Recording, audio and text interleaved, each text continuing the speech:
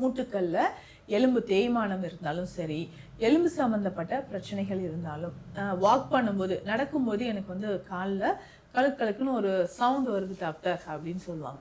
அந்த மாதிரியெல்லாம் நமக்கு பிரச்சனைகள் வராமல் இருக்கிறதுக்கு நான் சொன்ன இந்த அரிசி வகைகள், நல்ல சிவப்பாக இருக்கக்கூடிய அரிசியோ கருப்பாக இருக்கக்கூடிய அரிசியோ, இந்த கைக்குத்தல் அரிசி பழுப்பு அரிசிலாம் சொல்றோம் பார்த்தீங்களா, இதுல சாதம் வடிச்சிட்டு இரவு நேரத்துல தண்ணீர் இதுல சேர்த்து அதை நம்ம பயன்படுத்தலாம்.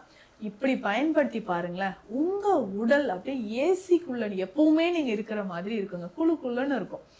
அப்போ உடல் நல்ல ஒரு ஹீட் குறைஞ்சி, கண் எரிச்சல் இல்லாம, தலைமுடி உதிர்தல் இல்லாம, வயிறு எரிச்சல் அசிடிட்டி அதிகமா இல்லாம, இந்த ஐபிஎஸ்லாம் நிறைய பேருக்கு இருக்குங்க. கண்ணை மூடி கண்ணை திறந்து ஐபிஎஸ் கண்டிஷன் தான் இன்னைக்கு பெரும்பாலும் நிறைய பேருக்கு நம்ம பார்க்குறோம்.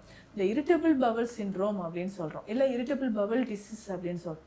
இந்த கண்டிஷன்ல என்ன ஆகுனா, உள்ள குடல் பகுதியில சின்ன சின்ன புண்கள் மாதிரி உருவாக ஆரம்பிச்சிடும். நிறைய பேருக்கு மோஷன் போகும்போதே பார்த்தீங்கன்னா சளி மாதிரி போறதோ, இல்லை காஃபி ப்ரௌன் கலர்ல போறதோ இந்த மாதிரி இருக்குங்க. இதை சரி செய்யறதுக்கு தான் ரொம்ப ஈஸியா இந்த பழைய சாதம் நம்ம ரெடி பண்ணலாம். அதுவும்